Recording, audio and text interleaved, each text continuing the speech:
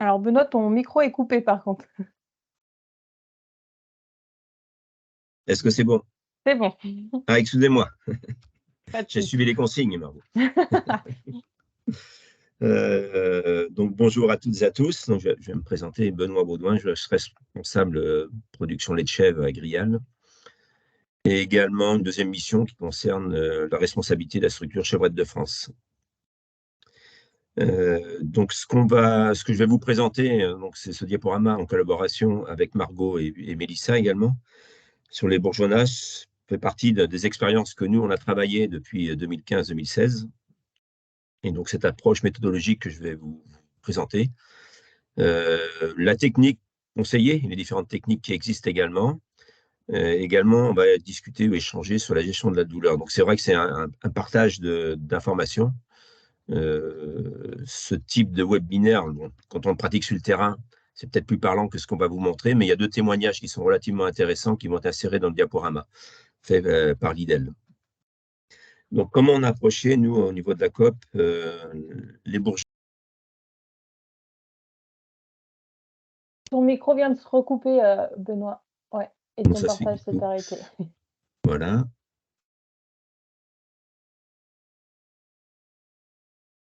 Voilà. C'est bon? La seconde diapo est passée? On voit pas ton écran, non. Je suis en partage pourtant.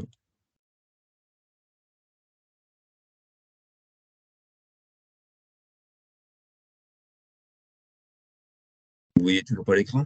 Non. Est-ce que tu veux que je partage le mien? Et tu me dis quand passer? Je veux dire, j'ai eu le même souci.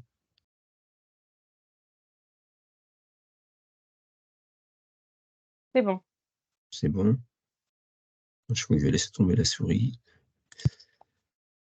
Donc voilà, excusez-moi. Donc, comment on a fait cette approche-là? En fin de compte, elle s'est faite de façon assez parallèle sur avec deux événements. Le premier, ce qu'on appelle, enfin, on attend des attentes sociétales, c'est qu'en 2015-2016, on avait des remontées donc, de consommateurs sur nos sites d'information, nos sites de consommation, et des interrogations et le décalage que l'on avait entre la communication qui était faite sur les publicités également sur les emballages, avec une présence de cornes ou absence de cornes sur les animaux. Et on voyait beaucoup de chèvres avec absence de cornes sur les animaux. Et le consommateur pensait que la chèvre avait des cornes, c'est la première chose. On avait parallèlement, moi, notre structure Chevrette de France, on avait des mauvaises pratiques d'écornage et on avait des formes ménagées qui se développaient, puisqu'on rentrait des animaux à 30 jours d'âge. Et on avait en 2015, pour vous donner une idée, à peu près 6% des causes de mortalité. Hein, c'était la seconde cause après les problèmes pulmonaires sur chevrette avec des formes ménagées liées à du mauvais écornage. Voilà, donc on avait ces deux problématiques qui se sont additionnées la même année. Et donc, on était à la recherche d'une méthode un peu plus vertueuse pour répondre aux attentes sociétales. Et puis, nous, en atelier d'élevage de chevrettes, on recherchait aussi une méthode qui puisse éviter ces problèmes de mortalité. Et parallèlement à ça, on avait une société qui s'appelait, enfin une société, on connaissait une société qui s'appelait Calfarm, qui avait travaillé sur justement des pratiques vertueuses sur les veaux à 30 jours en matière d'écornage. Et avant de parler de technique d'écornage, je voulais quand même faire un rappel. Chaque année, on reçoit des consommateurs en visite d'élevage. Et il nous semble important de rappeler qu'on a aussi des caractéristiques sur la chèvre et qu'une chèvre peut être née sans cornes. Alors, j'ai repris à droite, vous voyez sur une photo, hein, une boîte de fromage de chèvre. Et à l'époque, donc elle date de 1957, vous voyez que la chèvre n'avait pas de cornes. Donc, avoir des chèvres avec des cornes n'est pas forcément une obligation en élevage, hein, c'est un caractère génétique qui se transmet. Donc, on explique aussi aux consommateurs que l'absence de cornes à la naissance est aussi une caractéristique de l'espèce caprine. Donc, on peut avoir des animaux nés sans cornes, tout comme on a des animaux écornés. Alors, le caractère motte, on l'a connu, je pense que Vincent, toi, tu as dû le connaître autrefois. Il était relativement important en élevage il y a une quarantaine d'années. Hein, une chèvre peut donner naissance à des chevreaux mottes, hein, donc nés sans cornes, on précise bien. Et ce caractère motte est un caractère dominant par rapport au caractère cornu, qui est récessif. Il faut savoir qu'une femelle homozygote avec le caractère MOT sera infertile. Ça va présenter une malformation génitale. Et la sélection en race alpine et SANN a surtout privilégié le gène cornu en utilisant des boucs cornus pour réduire cette infertilité. Donc, observer des chèvres sans cornes dans un élevage peut être tout à fait naturel. Donc, on le précise, nous, quand on rencontre des consommateurs, qu'une chèvre peut être née avec des cornes et peut être née sans cornes. Donc, c'est important à le rappeler et que c'est une caractéristique de l'espèce caprine. Alors, pourquoi écorner? Alors, il y a peut-être d'autres éléments que vous pouvez apporter, vous, en tant que conseiller aussi sur le terrain. Nous, ce que l'on a vu sur l'écornage en élevage, ou non-écornage en élevage plutôt, ça évite avant tout des accidents entre les animaux. Alors, vous avez à droite une photo, hein, ça a été fait, nous, lors d'une autopsie, dans un des laboratoires vétérinaires avec lesquels on travaille. Vous voyez ce que vous voyez, les petits impacts, les petites bosses que vous voyez au niveau des côtes, c'est un troupeau de chèvres cornus avec des coups de cornes pris dans les côtes, quoi. Ça évite les accidents avec les éleveurs, hein. On a effectivement une manipulation qui va être plus sécurisante et on a surtout sur le caprin, on va limiter en élevage les effets dominante-dominée, hein. Et on limitera par de même, hein, tout ce qui est contrainte à l'alimentation, les accès à l'eau, les accès au râtelier. Certainement, lorsqu'on est en tube au garrot, hein, tout ce qui est barre au garrot, où on va avoir des fortes concurrences entre chèvres et les dominantes vont prendre le dessus, se les dominer. Ce sera accentué déjà par l'effet corne. Ce qui nous avait le plus impressionné, c'était les coups que pouvaient percevoir au niveau des côtes, sans parler éventuellement des problèmes au niveau des mamelles qu'on a eu, donc en témoignage d'éleveurs. Donc voilà, quelques éléments qui nous font penser qu'un écornage nous semble très important au niveau d'un élevage. Alors, il y a différentes techniques existantes, hein. On a connu avant 2015, il y en a encore un petit peu, hein. Elles sont variables d'un élevage à l'autre, hein. La problématique, c'est qu'on avait aussi du matériel peu adapté. On a vu des écorneurs avec embouts veau, donc des embouts 18 mm. Et la problématique de l'écornage, c'est considéré en élevage comme une contrainte. Donc, il était plus planifié, il est toujours plus planifié également dans certains troupeaux, en fonction de la disponibilité en temps et non selon la pousse des cornes. C'est-à-dire que c'est une opération de travail qu'on va repousser au dernier moment, à partir du moment que les mises basses sont en grande partie terminées. Quant à l'utilisation des différents matériels que l'on rencontre, on a les fers électriques ou à gaz, alors avec des variations dans les températures du fer, des temps de brûlure non contrôlés, des risques de brûlure également pour l'utilisateur et des embouts non adaptés, ce que je viens de dire par rapport entre autres aux embouts veaux. Plus on fera un écornage tardif, plus on va utiliser un embout veau à un 18 mm. Alors là, on a connu aussi, on ne voit plus maintenant, puisque c'est proscrit dans le code du code mutuel caprin, c'était la cautérisation chimique avec un bâton chimique qu'on appliquait sur le bourgeon cornual, avec toutes les conséquences qu'on avait derrière, sur des effets très corrosifs de longue durée sur le crâne et des animaux qui étaient en souffrance. Mais aujourd'hui, donc, c'est une pratique proscrite et je pense plus que sur le terrain, on voit encore de la cautérisation chimique. Là, on parle de matériel de cautérisation, débourgeonnage et d'écornage. Il y a également la contention. Aujourd'hui, les techniques de contention ont évolué et une contention non sécurisée, inadaptée, ça reste encore fréquent de voir de l'écornage sur les genoux, par exemple, ou sur une caisse. Et c'est relativement important d'avoir cette bonne contention pour réaliser un bon écornage.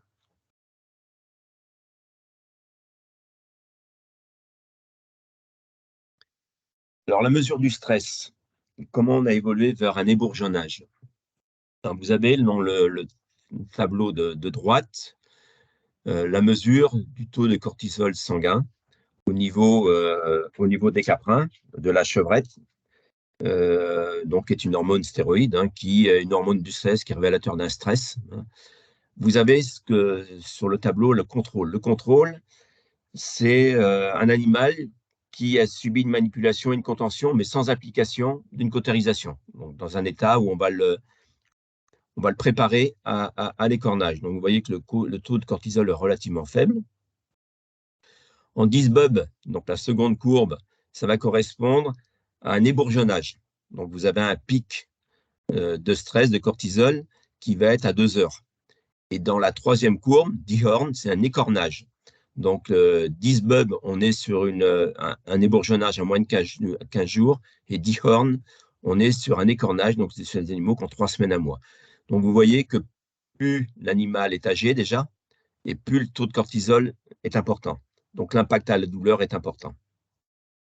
Une chose qui n'est pas sur le tableau et qu'on a observé aussi, après échange donc justement avec la société Calpharm qui avait fait l'essai, c'est que plus l'animal est âgé, plus l'animal va mémoriser la douleur et plus il sera difficile à attraper ou à contentionner pour toute opération qui va suivre dans sa carrière. Alors ça, c'est un essai qui a été fait sur des veaux. On nous avait sollicité en 2015 pour le faire également sur 6 chevrettes. On s'en est tenu à faire uniquement, à prendre les éléments qu'on avait sur les veaux et on n'a pas voulu le faire sur les chevrettes. On a parti du principe que sur des jeunes animaux, l'impact sur la chevrette devait être le même. Donc, c'est un facteur en termes de gestion du stress qui est à prendre en compte, en considération dans le cadre du bien-être animal et des attentes sociétales.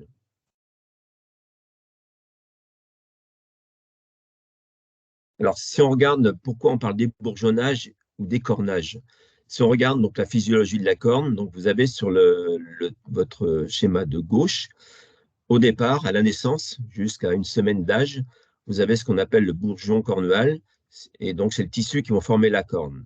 Et à cet âge-là, le bourgeon cornual est flottant. Il n'est pas relié au sinus frontal. À partir de 8-10 jours d'âge, alors c'est encore plus vrai sur les boucs, parce que dès qu'on a des mâles, les mâles, le bourgeon cornual, il va sur 1 ou 2 jours seulement. Il va être attaché après à la corne, au sinus frontal, à partir de 2-3 jours. Sur la chevrette, on est plutôt sur la base d'une semaine.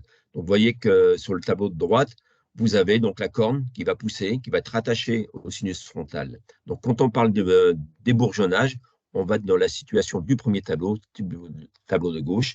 Donc, on va s'attaquer au bourgeon cornual avant la fixation au sinus frontal.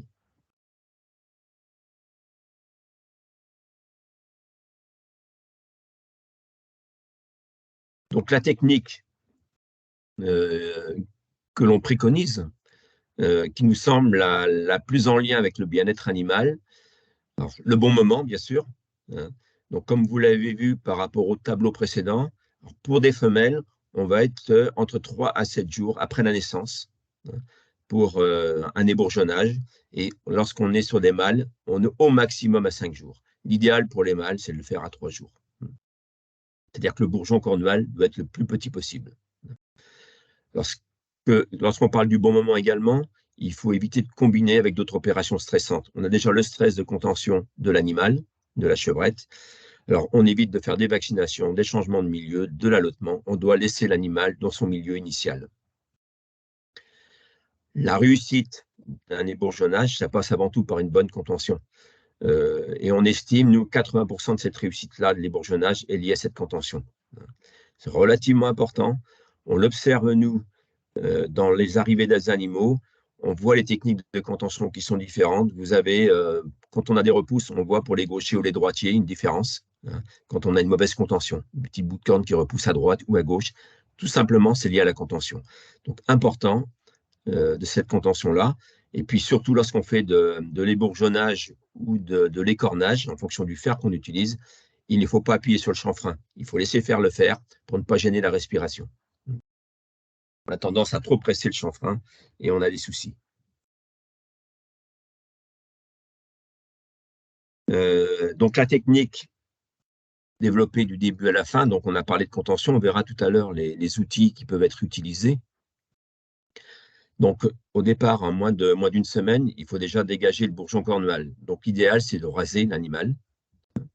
Donc raser d'abord au niveau de l'application du fer, on a une bonne visualisation du bourgeon et on va éviter l'encrassement avec les poils et le dégagement de fumée généré par les poils. Donc ça, c'est important. Donc, quand l'on travaille avec un système type céramique ou un fer à écorner à 14 mm, c'est bien de dégager le bourgeon cornual. Avoir un temps de cautérisation très court. Alors, lorsqu'on est sur des fers céramiques, vous avez une temporisation qui est de 10 secondes. On avait fait des essais en 2015 entre 8 et 14 secondes. Donc, 10 secondes, ça nous a semblé le temps le plus approprié. Aujourd'hui, tous les fers à céramique sont réglés sur une base de 10 secondes. C'est relativement important dans la mesure où on ne va pas insister non plus en disant on va faire l'anneau et voir l'anneau à tout prix. 10 secondes, ça suffit lorsqu'on fait l'animal suffisamment tôt. Il est important de faire un petit mouvement circulaire parce que si vous voyez bien sur l'image de droite en haut, la céramique n'est pas complètement fermée. Donc, il y a un espace de 3-4 mm. Donc, faire un léger mouvement circulaire pour qu'on ait une bonne cautérisation et qu'on n'ait pas de repousse. Et enfin, observer un sillon de 4 à 5 mm. Alors, lorsqu'on est sur des fers à céramique, on doit avoir un petit anneau blanc et un peu plus cuivré lorsqu'on est sur un fer classique avec un embout adapté. Vous le voyez sur la photo en bas à droite. Donc, on rase, on fait un temps de cautérisation court avec une temporisation de 10 secondes lorsqu'on est sur des fers à céramique et un sillon 4-5 et l'anneau blanc. Alors, quel matériel utiliser? Alors, je vous ai parlé tout à l'heure de ce qu'on rencontrait, et donc l'écornage, un bon et un mauvais écornage lié à une contention. Bon, repousse de corne à gauche, ben, souvent c'est les droitiers et inversement. On a des outils aujourd'hui de contention. Je pense que beaucoup d'éleveurs ont différents outils. Hein. Ici, vous avez des supports sur barrière, hein, donc avec tablette. Donc sur le support de gauche, vous avez la photo en bas à gauche, où vous pouvez poser vos outils de travail et le spray. Un support plus classique sur votre droite, moins cher, qui nécessite d'avoir un plateau à proximité pour poser les outils. Alors, c'est là qu'on voit les droitiers et les gauchers lorsqu'on utilise ce type de support. Le support idéal, ben voilà, c'est la cage de contention, hein, que vous pouvez appliquer. On a une bonne contention de l'animal. On n'appuie pas sur le chanfrein puisqu'on est resserré. On est resserré au niveau du chanfrein. Et l'avantage, c'est qu'on peut faire le tour de l'animal. On peut être à droite ou à gauche, fait aussi bien pour des droitiers ou des gauchers. Bon, ça a un coût sur ces cages-là. Mais aujourd'hui, la qualité de la contention passe aussi par ce type d'appareil, de cage.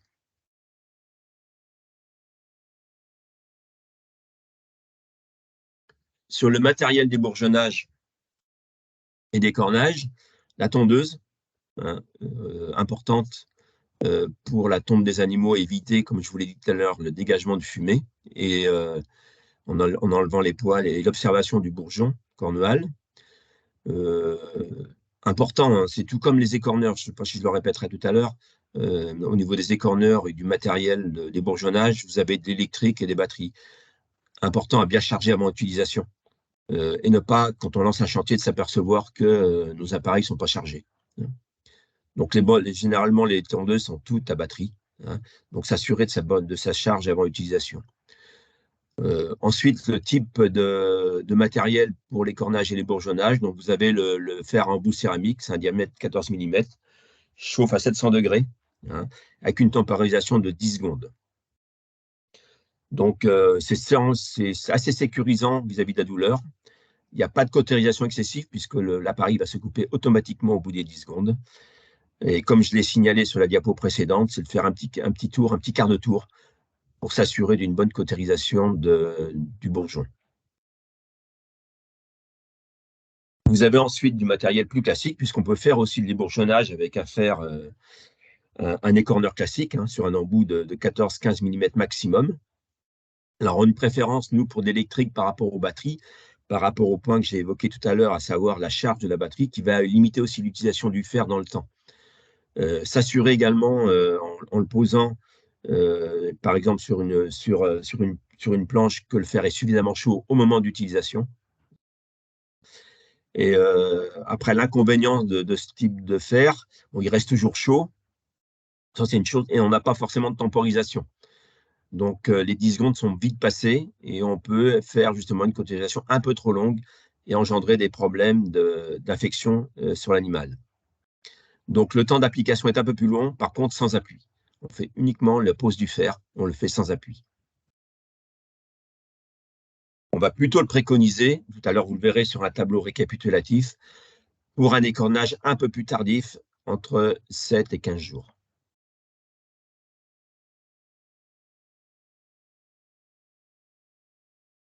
Donc voilà, j'en ai parlé. Est-ce qu'il y a un temps d'échange, Margot, maintenant, ou est-ce qu'on passe à la vidéo pour On concrète? va visionner la petite vidéo, on fera le temps d'échange juste après.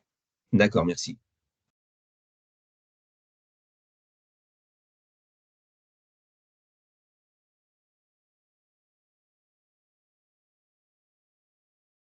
Vous me confirmerez que vous la voyez bien.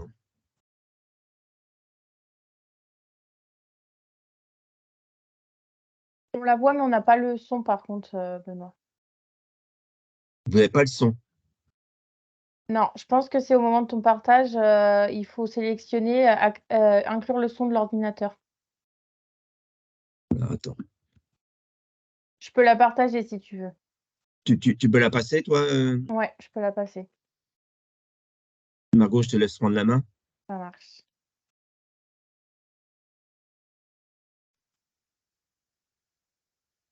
Est-ce que vous voyez tous mon écran? Oui. Parfait.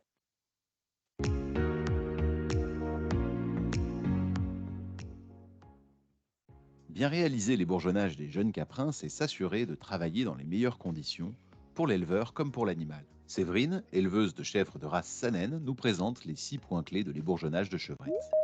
Oui, bonjour, je m'appelle Séverine Vanasla, je suis éleveuse à Saint-Christophe-en-Bazel, dans le bois Chaux-Nord de l'Indre, en région Centre-Val de Loire. Donc nous avons 400 chèvres Saanen laitières, en AOP, Celles-sur-Cher et Valençay.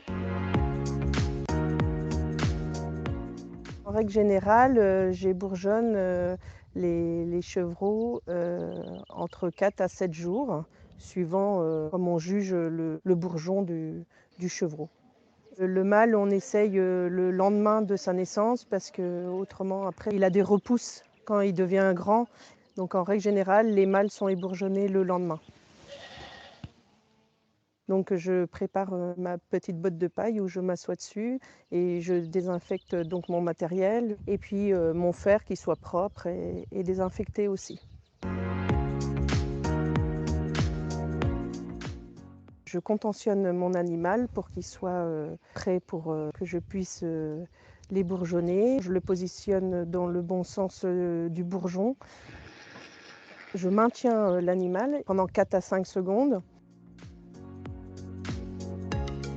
Après avoir chauffé et bourgeonné le cornillon, je désinfecte pour que ça soit supportable pour l'animal et puis pour éviter les infections. Et ensuite, je remets le chevreau dans son lot et je le surveille pour voir si tout va bien en fait. Hein. S'il repart comme il faut, qu'il n'ait pas trop mal en fait. Suivant les naissances, j'ébourgeonne en règle générale 1 fois par semaine. En règle générale, quand tout est prêt, ça dure entre une demi-heure et 3/4 d'heure pour 10 à 15 chevrettes, en sachant que voilà, c'est pas très très long pour l'animal. Il ne faut pas que ça soit long ni pour l'animal ni pour nous en fait.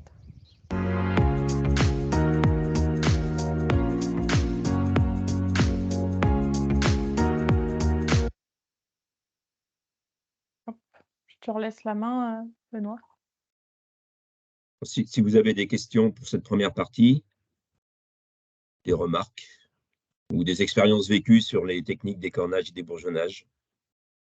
Juste Vincent, moi je pratique exactement la même méthode.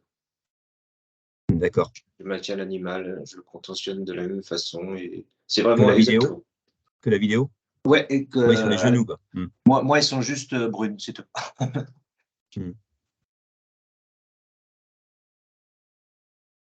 Moi, j'aurais voulu savoir s'il y avait une grosse différence entre les cages de contention, que ça soit celle qui est plutôt idéale, enfin si vous aviez connaissance d'un écart de prix important ou non par rapport à ces outils. Oui, il y a des écarts de prix. Hein. C'est entre ce qui se pose sur une barrière, un simple crochet, où ça va être autour de 50 €, à la cage. La cage de contention, c'est autour de 350 €, D'accord, ok, merci. pour vous donner une idée. Après, c'est le confort de travail. Hein. Je vous l'ai dit tout à l'heure, par expérience, quand on rentre des centaines de chevrettes en pépinière, on reconnaît les gauchers et les droitiers quand on a une mauvaise contention, parce qu'on a des petites repousses de cornes. Hein. Après, la technique, chaque éleveur là, hein. L'important, c'est que l'animal soit bien tenu et ne puisse pas bouger, quoi. Et éviter de serrer trop le chanfrein et le laisser respirer, quoi. Donc, avec la Merci. cage, on a moins de difficultés à le faire, quoi. Mais c'est un investissement. Si vous rajoutez l'investissement d'une cage, d'un écorneur, on a parlé de 350, les écorneurs, vous allez dans une fourchette entre 120 pour l'écorneur classique, à 270, 280 pour les écorneurs céramiques, pour ajouter une tondeuse à 80 €, donc il y a un petit investissement quand même, quoi. À ce jour, dans nos équipes, on a une équipe de 8 conseillers. Tous les conseillers sont formés à l'ébourgeonnage et vont faire des démonstrations en élevage lorsque les éleveurs les sollicitent. Ils vont faire leur travail, bien sûr, hein, mais ils vont leur montrer, faire la démonstration. Ça nous semble une des composantes du bien-être animal, hein, le plus tôt possible. Après, aujourd'hui, il y en a beaucoup qui ont des cages fabriquées un peu maison Oui. En bois. C'est Moi, quoi ça me votre gêne conseil pas. Ça me gêne pas du tout, hein. Dans la mesure où l'animal est bien contentionné, moi, ça me gêne pas du tout, quoi. Oui. Mais je pense qu'il y en a beaucoup qui sont surtout mal équipés. Mais quand ils ont essayé dans une cage, par exemple, ça se passe très bien, quoi. Ils sont assez séduits, quoi. Mais la cage en bois ne me gêne pas du tout. Pas du tout. En matière de désinfection, est-ce que vous avez pu observer des choses différentes dans la manipulation? Qu'est-ce que vous préconisez? Plutôt le spray? Plutôt On va en quel parler type dans de la deuxième spray? partie. Ah, pardon. Vous anticipez. Bonjour Floride. Bonjour. Oui, bonjour, je voudrais juste intervenir. Donc, moi, je suis Johan, conseiller des chèvres et grial. Donc, c'est vrai que je pratique des cornages. Enfin, on fait des démonstrations. Par rapport à la cage, un petit peu le point négatif, c'est qu'il n'y a pas de support. Donc, quand vous écornez, après l'écornage, maintenir le pistolet, on ne sait jamais où le mettre. Donc, c'est vrai qu'on l'avait suggéré aux équipes agriales s'il y avait possibilité de rajouter un support sur cette D'avoir un cage-là. plateau. Ouais, parce qu'il n'y a pas de support. Alors, on a quand même la bombe. Bombe de désinfection, on a le Cosmos et on a la tondeuse. Donc c'est vrai qu'on ne sait jamais où le mettre. Donc c'est vrai que si on pouvait rajouter un support, ça serait l'idéal. C'est tout. Merci. Bonjour Muriel Guillard, je suis au GDS 72 moi et j'aurais une petite question sur le Benoît, vous disiez qu'il y avait une grosse différence de douleur entre les cornages thermiques et les cornages chimiques. Moi, je m'étais repenchée dessus notamment pour les cornages des veaux et j'ai du mal à trouver des articles précis là-dessus. Est-ce que vous avez de la doc là-dessus sur la comparaison entre les cornages chimiques et cornages thermiques? Moi, j'en ai pas. J'ai eu simplement de l'expérience par rapport aux chimiques. Ouais. Puisque alors ça remonte à peut-être une vingtaine d'années. Alors maintenant, dans le code mutuel Caprin, comme c'est interdit, mais je sais quand on avait dans des structures, des chèvreries ou des bâtiments chevrettes, beaucoup d'humidité, on avait des écoulements ou du poil toujours un peu mouillé le long du crâne, et on avait des brûlures en permanence au niveau des chevreaux, quoi. Et alors, j'ai fait du veau également, j'ai connu le veau avec ça également, où les souffrances pendant 15 jours, 3 semaines après l'application du bâton chimique étaient catastrophiques, quoi. Alors, c'est que par expérience, hein, j'ai pas de retour, pas de retour d'expérience scientifique, hein, par rapport à ça.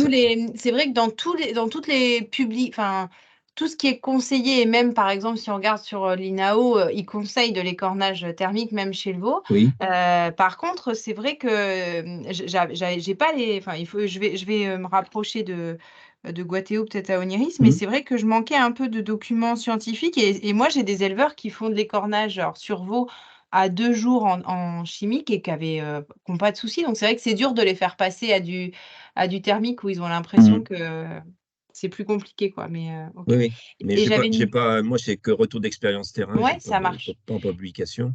Et j'avais Mais on juste ne va une pas autre dans le question. sens de la gestion de la douleur, je pense, à mon avis. Et j'avais une autre question par rapport à l'écornage thermique, là pour le coup. Comparaison écornage gaz et écornage, écorneur gaz et écorneur à tête céramique. Vous disiez que du coup, on risquait plus d'avoir d'infection. C'est dans le cas où on surchauffe en fait? Parce que là, Oui, pareil, c'est quelque chose que j'ai et que je ne maîtrise pas bien. oui, c'est oui, dans le cas de surchauffe, oui. C'est en cas de surchauffe. Alors, le gaz, ça marche très bien, le gaz, hein.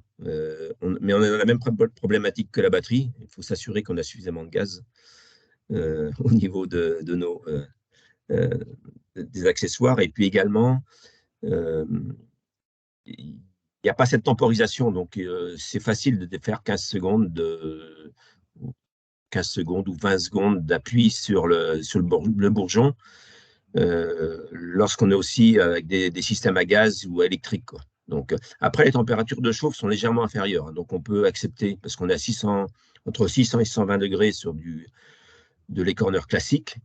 Je pense qu'avant l'appareil, la priorité, c'est de le faire tôt. Hein. Qu'on ait un écorneur céramique ou à gaz ou électrique avec un embout classique, le plus important, pour moi, c'est l'âge de la chevrette. Alors, quand on est sur des phases, on le verra, je pense qu'on a dû le reprendre sur un tableau récapitulatif. Un céramique, au-delà de 7 jours, ce n'est pas la peine de l'utiliser, hein. Il faut passer à un fer classique, quoi. Ok. Et Merci. on a, vous n'avez peut-être pas posé la question, ou va peut-être venir, on a toujours la problématique des boucs. Et les boucs, c'est à 2 ou 3 jours. Je ne sais pas, Vincent, pour des boucs, à quelle âge tu le fais, si tu en fais, mais c'est à 2 ou 3 jours. Ouais, j'en fais de moins en moins, puisque maintenant je les achète chez toi. Mais, Oui. mais c'est un souci, de toute façon, oui, Oui. c'est pas stable. Même chevrette de France, c'est vrai que c'est difficile d'avoir des animaux hyper bien régulièrement, quoi. On y arrive Oui. parfois, mais le stade de pousse justement du cornillon, il est beaucoup plus rapide chez le Il est bouc rattaché, il est rattaché, ouais. Ouais. Alors, sur les boucs, quand on fait à 3 jours, alors nous, on conseille 2 temporisations à suivre. Ouais. Et non une, donc 2 fois 10 secondes. Et on a des éleveurs qui font le 8 pour bien prendre toute la base du cornillon, quoi. Parce que sur le bouc, on a déjà, le rattachement est déjà fait, quoi. Mais ils font ça à suivre ou à 8 jours Oui, d'intervalle? à suivre. J'ai jamais osé à suivre, moi. Mm. Mais, je l'ai fait à 8 jours d'intervalle et c'est un peu mieux. Mais autant sur la chevrette, on arrive à une méthode consensuelle, ouais. Autant sur le bouc, des interrogations ou les échanges qu'on peut avoir avec les éleveurs, on n'a pas la même méthodologie d'un éleveur à l'autre. Il y en a qui utilisent aussi l'embouveau sur les boucs. Oui, l'embouveau également, oui. C'est un 18 mm. Ouais.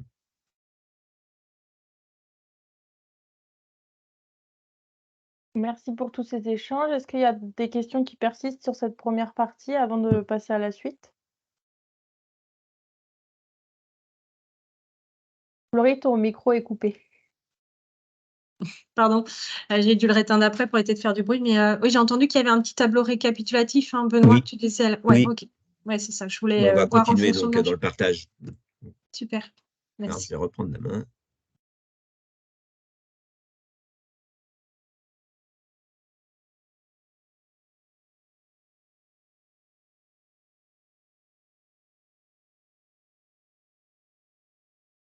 C'est bon là? On voit ton écran, mais du coup, c'est revenu à la première diapo. Ah oui, pardon. Oui. Hop, hop, hop. On va passer. Donc, c'est la prise en charge de la douleur, gestion de la douleur. Donc, on l'a vu, on en a échangé, hein, donc 3 composantes à la douleur. Donc, on a le stress qui est ressenti à la manipulation et à la contention. Donc, ce qu'on a vu sur le tableau tout à l'heure. On fait sur les veaux, mais en parallèle, on peut penser que sur la chevrette, on est sur la même dimension du niveau de stress. Ensuite, la douleur localisée aiguë mais brève provoquée par la brûlure. Donc, c'est le temps de pause de l'écorneur sur l'animal. Et enfin, une douleur plus diffuse, hein, qui peut être persistante, qui va résulter de l'inflammation de tous les tissus qui sont autour de cette cautérisation. Donc, dans cette gestion de douleur, on va appliquer un spray antiseptique, hein, pour éviter cette infection, puis refroidir la plaie systématiquement après la cautérisation. Alors, on a mis une petite précision. ne jamais utiliser des bombes à base d'alumine. Alors, je ne pense plus qu'on en utilise, hein, mais il faut savoir que ça fait une imperméabilisation de la plaie et que la plaie ne respire plus et que les risques d'infection sont très importants après. Et relativement important aussi, c'est l'observation des animaux pendant 48 heures à 72 heures après l'écornage, sur la coordination de la marche, cri, douleur à la tête, au moins de contact, hein, rythme cardiaque et respiratoire, hyperthermie. C'est assez caractéristique, hein, des problèmes ménagers qui peuvent se développer. Dès que l'animal se tape la tête contre un mur ou contre une congénère, si elle se plaint, allez vérifier les cornillons. On a de fortes chances qu'on ait de l'infection.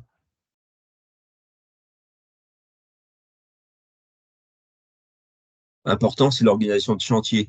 Dans le témoignage précédent, on a vu qu'à un moment donné, il ne faut pas se saturer par ce travail-là et ne pas le voir comme une contrainte.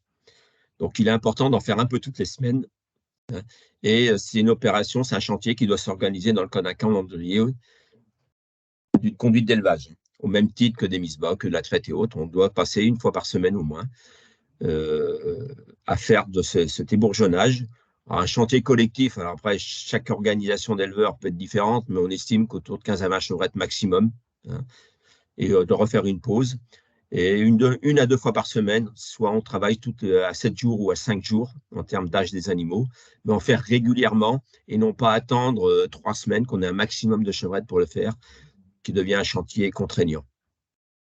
Et également soulevé dans les premières diapos, dans un environnement sans stress, sans courant d'air, sur litière sèche, une très bonne luminosité qui permet de bien voir le cornillon, donc avoir des bonnes conditions de travail.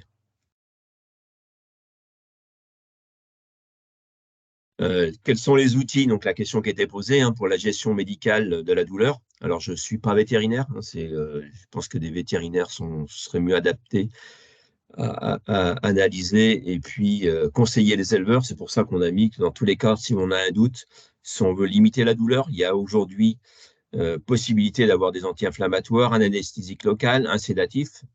Donc, en premier lieu, l'utilisation d'un sédatif est relativement recommandée. Alors, l'éleveur peut pratiquer le sédatif, hein, mais sur le conseil de son vétérinaire. Hein. Alors, le sédatif ne va pas empêcher la douleur, mais il va limiter le stress, il va légèrement endormir l'animal, hein, mais n'enlèvera pas la douleur, hein, au réveil. Alors, ce n'est pas un réveil, hein, c'est simplement un petit endormissement, c'est un tranquillisant qui sera utilisé par l'éleveur, par injection. Donc, dans le but de limiter la douleur. Donc, le sédatif, il est plutôt recommandé, même si en élevage, beaucoup d'éleveurs ne le font pas, hein, mais il est recommandé à partir de moins de 15 jours d'âge. Lorsqu'on arrive sur des animaux plus âgés, quand on a des pics de cortisol très élevés, plutôt utiliser un anesthésique local. Dans tous les cas, l'anti-inflammatoire aussi, au-delà de 15 jours, quand on a un plateau d'inflammation à 4 heures, 5 heures, sur des animaux plus âgés, est relativement conseillé. Mais l'utilisation, c'est des utilisations médicales de ces produits-là, il est important de voir avec son vétérinaire.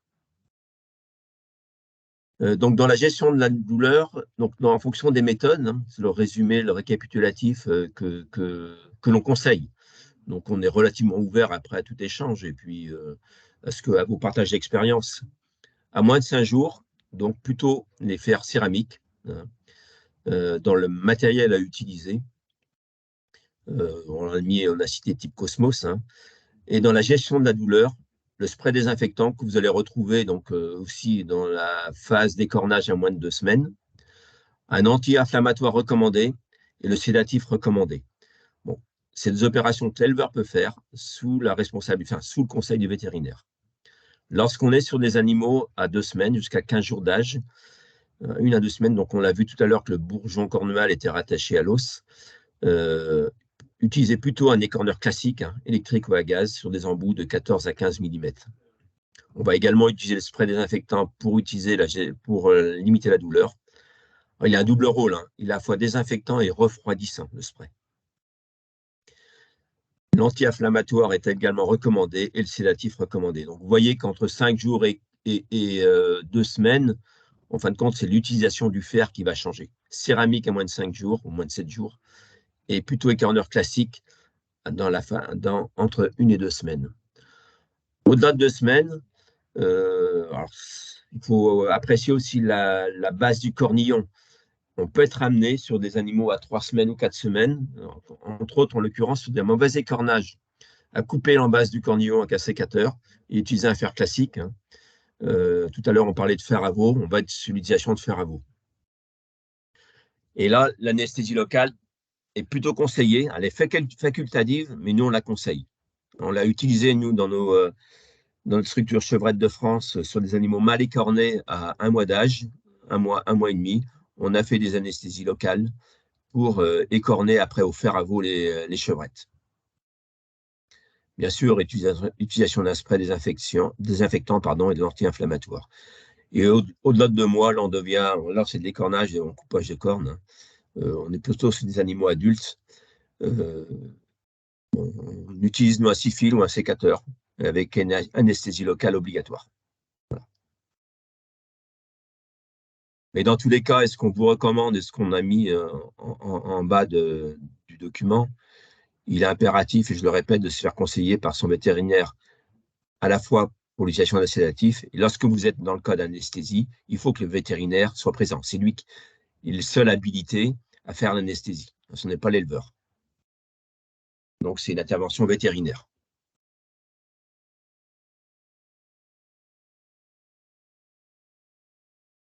Voilà, on a le témoignage de la même éleveuse, Margot. Ouais, je reprends la main.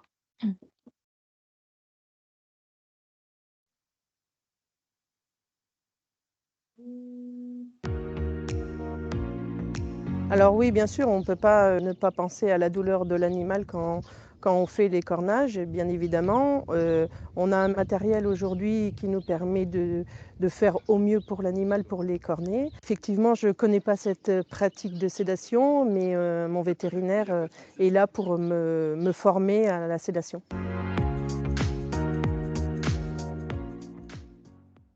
La sédation dans le cadre de l'ébourgeonnage, elle va avoir 2 buts. Une myorelaxation, c'est-à-dire la décontraction complète de l'animal et le fait qu'il ne bouge plus, et une analgésie, c'est-à-dire le confort de l'animal pendant l'intervention. La durée pour que la sédation se mette en place va être variable d'un animal à un autre, de quelques minutes à 10 minutes. On attend de toute façon que l'animal soit complètement myorelaxé et couché pour pratiquer. Les chevrettes vont rester endormies. Ce temps est également variable selon l'animal, d'une demi-heure à 1 heure. Le geste en lui-même n'est absolument pas compliqué. C'est une intramusculaire, donc les éleveurs sont généralement formés à ce geste-là. Il serait peut-être intelligent de pratiquer le premier chantier en compagnie de leur vétérinaire qui leur montrera les gestes et les accompagnera, pour ensuite, moyennant le fait d'avoir inscrit cette pratique dans le protocole de soins de l'exploitation, de pratiquer eux-mêmes. Alors, il y a un certain nombre de questions à se poser et de précautions à prendre, parce que la dose qu'on va injecter va dépendre bien évidemment du poids. Donc il faut se munir d'un appareil de mesure qui va être prêt pour peser l'animal. On n'est pas obligé de peser chaque animal, puisqu'on a des animaux qui ont à peu près le même âge et vont être dans un même ordre de grandeur, mais on en pèse quelques-uns pour avoir une idée un peu plus précise de leur poids et déterminer ainsi la dose que l'on va injecter. Ensuite, on doit se poser la question, est-ce que les animaux sont en bonne santé ? C'est une anesthésie générale, donc il faut absolument avoir des animaux en bonne santé pour pouvoir éviter d'avoir des effets secondaires. Sur des caprins et des jeunes caprins en particulier, je vais préconiser l'emploi de matériel d'injection à usage unique, c'est-à-dire suffisamment de seringues et surtout suffisamment d'aiguilles pour ne pas passer de germes et générer de réactions ou d'infections au point d'injection. L'analgésie est généralement suffisante pour le temps de la pratique. Par contre, je recommande également l'emploi d'un anti-inflammatoire qui va avoir une action plus prolongée et se prolonger en particulier au-delà du réveil de l'animal. Alors c'est beaucoup plus facile puisqu'on n'a plus une pression de force sur l'animal, on a une impression de plus de fragilité en fait, on va dire. C'est un petit peu surprenant, mais du coup beaucoup plus facile et malléable pour écorner l'animal. Et je pense que cette pratique est plus adaptée et mieux, et c'est une pratique que je referai.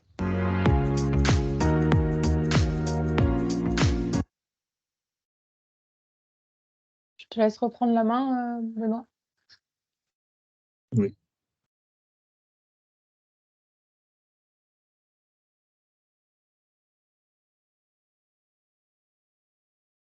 Oui, je reviens sur le tableau de départ. Floris, ça correspondait à peu près Oui, à ta question. tout à fait. Alors, on a essayé, si tu veux, de positionner à la fois les procédés et puis la gestion de la douleur, quoi. C'est vrai qu'en élevage, on recommande le sédatif, mais peu forcément d'éleveurs l'utilisent. Maintenant, si on veut vraiment être dans une logique de bien-être animal par rapport aux attentes sociétales, on devrait le faire, quoi. Et je confirme et je retiens ce qu'a dit tout à l'heure le vétérinaire ou la vétérinaire, c'est concernant l'utilisation d'aiguilles à usage unique, c'est relativement important, quoi.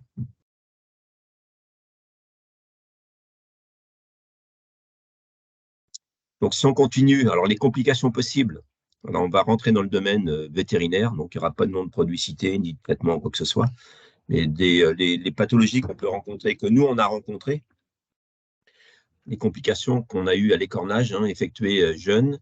Donc, les méningites, c'était la première forme. Je vous l'ai dit tout à l'heure, c'était notre deuxième taux de mortalité après le pulmonaire, qui sont essentiellement liés à un mauvais écornage. Donc, les causes des applications prolongées ou une pression excessive avec les corners sur l'os frontal. Et donc, on avait une inflammation des tissus environnants. On a rencontré, donc après échange avec les éleveurs, parce qu'on a, suite à ça, donc on recensait les élevages à problème, des températures de fer insuffisantes, inférieures à 600 degrés, qui amenaient une prolongation de l'application et augmentent les risques de complications. L'absence de infections également, qui favorise les infections, donc d'où l'intérêt d'utiliser ce spray désinfectant et refroidissant. Et donc les signes, on en a échangé précédemment. Bon, c'est l'animal qui, quelques jours après l'écornage, voire quelques semaines, se tape la tête contre un mur ou contre une congénère et qui se plaint, des petites douleurs aiguës. Et quand on fait sortir le cornillon, on voit qu'il y a de l'infection et du pus dessous, quoi. Et donc ça évolue systématiquement vers la mort si on n'intervient pas rapidement. Et le traitement, c'est basé sur l'antibiothérapie anti-inflammatoire. Autre problème rencontré, essentiel, donc mais à moindre niveau à notre niveau, c'est en pépinière, on est surtout confronté au problème de méningite, des hémorragies qui, dans le code cautérisation, sont inexistantes puisque on cautérise tous les vaisseaux sanguins autour du cornillon, donc on n'a pas de souci. Mais elle peut être plus importante lorsqu'on est sur des chevrettes âgées, lorsqu'on va travailler avec l'utilisation d'un sifil ou d'un sécateur sur des animaux à plus de 2 mois, lorsqu'on est dans du réécornage. Donc, c'est important, parce qu'on est aussi confronté à ça, de ne pas couper les cornes trop courtes, parce qu'on a quand même des oublis en atelier, des éleveurs qui oublient de couper une corne, enfin d'écorner une corne, on retrouve avec des chevrets qui ont une seule corne, et d'aller progressivement lorsqu'on coupe une corne. D'abord, quand je dis progressivement, couper la partie morte de la corne et avancer progressivement jusqu'à l'irrigation. Dans le cas de sinusite également, on a eu quelques cas, mais très très peu. C'est une infection des sinus qui peut concerner des animaux écornés à plus d'1 mois d'âge. Donc, vous voyez que par rapport à toutes les contraintes qu'on peut avoir et complications possibles, on se retrouve sur des animaux un peu plus âgés. Donc, les sinus corneaux et crâniens qui communiquent. Et donc, c'est dans le cas d'appui long et prolongé au moment d'écornage. Donc là, ça va se traduire par du jetage, avec des chevrettes qui mouchent, secouent la tête, éventuellement une odeur et une douleur anormale au niveau de la plaie. Donc voilà les trois complications possibles.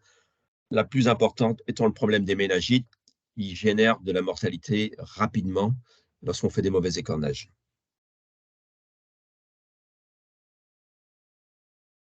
Après, c'est du ressort du vétérinaire d'intervenir lorsqu'on est dans ces situations-là. Voilà le partage de notre expérience. Maintenant, est-ce que vous avez des Merci. questions? Merci Benoît. Je vais juste, avant la période de questions, je vais juste rappeler, alors je vais repartager mon écran pour l'occasion.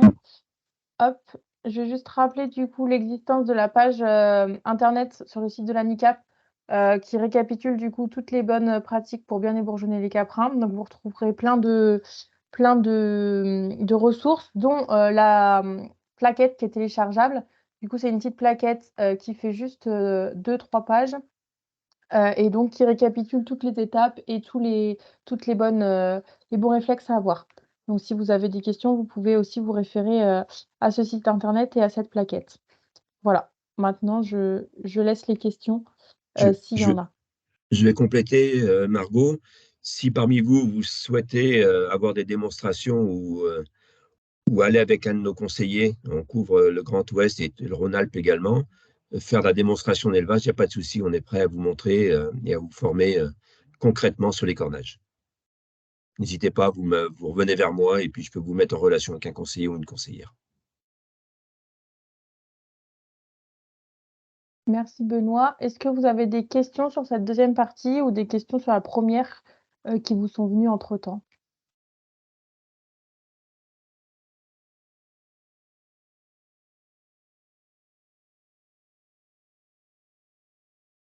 Bonjour, Mathilde Lorrain, du coup, technicienne filière pour les caprins à Lactalis. Je vais allumer ma caméra si vous voulez, mais je suis en pleine lumière, ça risque d'être. Voilà. Bon, du coup, j'aurais une question sur les tarifs parce que moi, c'est une des questions qui revient tout le temps, c'est en plus, ça prend du temps et en plus, il faut payer. Sur les tarifs, les différences de tarifs, par exemple, entre le sédatif, les anti-inflammatoires et l'anesthésie. Si vous avez une idée d'ordre de grandeur des tarifs. Personnellement, j'ai aucune idée. Si j'en avais, je crois que je ne les donnerais pas. Je ne les donnerais pas. Après, c'est pas le coût du sédatif ni de l'anesthésie, c'est le coût du déplacement du vétérinaire. Je pense que. Mais après, est-ce qu'il faut parler prix lorsqu'on est dans du bien-être animal? Je ne suis pas convaincu, quoi. Voilà, moi, avant tout, on y va sur le bien-être des animaux, quoi. Donc, pour moi, le Ah, prix mais n'est ça, pas un je suis problème. tout à fait d'accord, mais moi, c'est une question quand je fais les codes Oui, non, mais mutuels qui revient, je rejoins. qui revient à Mais chaque je ne fois. peux pas vous donner parce que je ne connais pas, je ne sais pas le prix. Muriel du GDS 72, là, juste pour info, enfin j'ai pas les doses, j'ai pas fait le calcul pour les doses chèvres, mais en gros, ce qui coûte le plus cher dans les 3 molécules présentées, c'est l'anti-inflammatoire, mais c'est ce qui agit le plus longtemps, donc c'est ce qui fait Oui. qu'il va y avoir le plus de résultats aussi. Donc je suis d'accord avec Benoît. Enfin, le prix, c'est une chose, mais il faut aussi qu'on mette en face peut-être les priorités de l'éleveur sur les molécules, quoi, aussi. L'anesthésion n'est pas très chère. Non, mais il Mais bon, durera. l'anesthésion, seul un vétérinaire est habilité Mm. à utiliser un anesthésiant. Oui, puis il durera le temps de la brûlure, mais il n'y aura pas d'effet sur les suites, quoi. Ah, on a une coupure? Non, pas de coupure. Il y a une question, Benoît, dans le chat. Margot? Rien.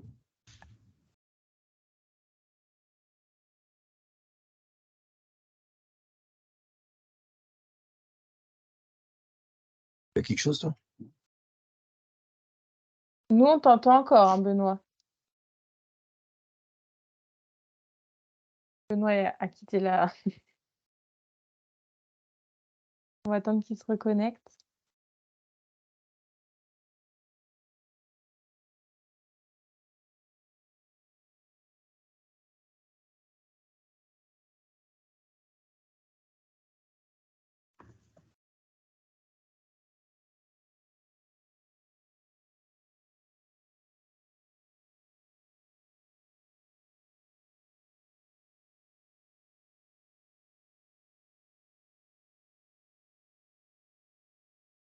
Je vais essayer de l'appeler pour voir.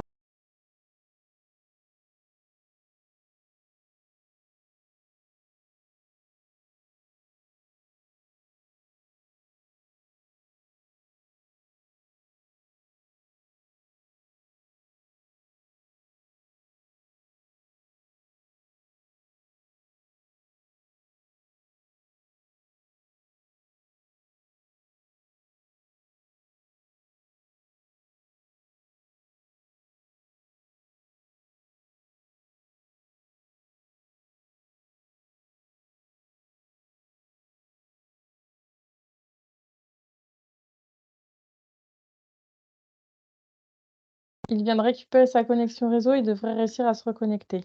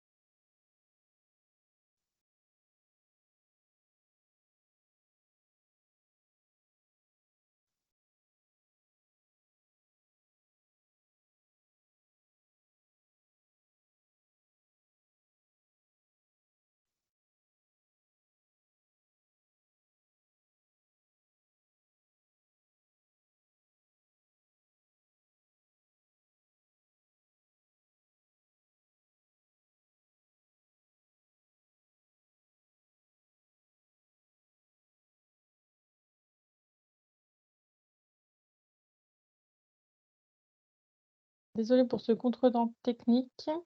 Normalement, il est en train de se reconnecter.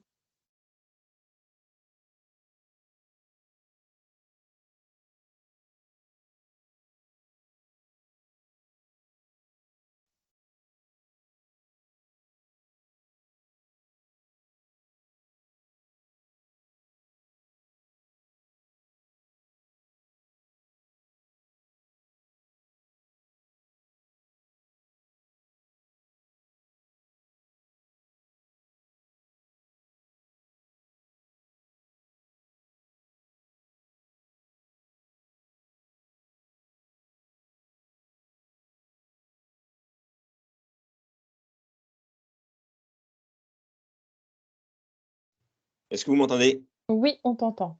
Ah bah, je suis avec le téléphone, excusez-nous, là on a une coupure de réseau. Hop. Je vais utiliser Donc, mon téléphone. ce que j'étais en train de dire avant que tu nous quittes, c'était, on avait une question dans le chat par rapport à si c'était possible de donner quelques repères de temps de chantier. Ah. Je vais demander à Johan qui intervient en élevage. Johan, tu peux venir s'il te plaît? Lui aussi a eu sa coupure de réseau, donc on n'est pas au café, on vous rassure. Une question sur le temps de chantier, la durée d'un temps de chantier de l'écornage. On va dire À l'heure, par exemple. environ 2 minutes par animal. Vous entendez? 2 minutes par animal. On a entendu. Hmm. Merci pour ce complément.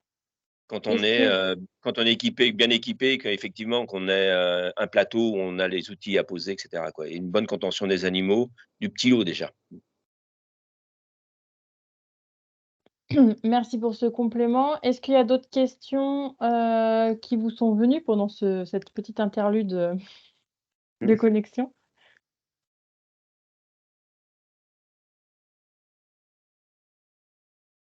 Pas de questions?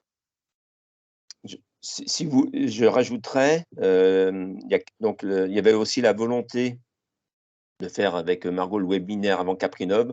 Vous allez retrouver à Caprinov sur différents salons, sur le salon, différents fournisseurs, tout le matériel qui est en disponibilité, je pense, sur les stands par rapport à l'écornage. Et des échanges peuvent avoir lieu également avec les fournisseurs à Caprinov. Merci Benoît pour ce complément. S'il n'y a pas de questions, du coup, je vais arrêter l'enregistrement.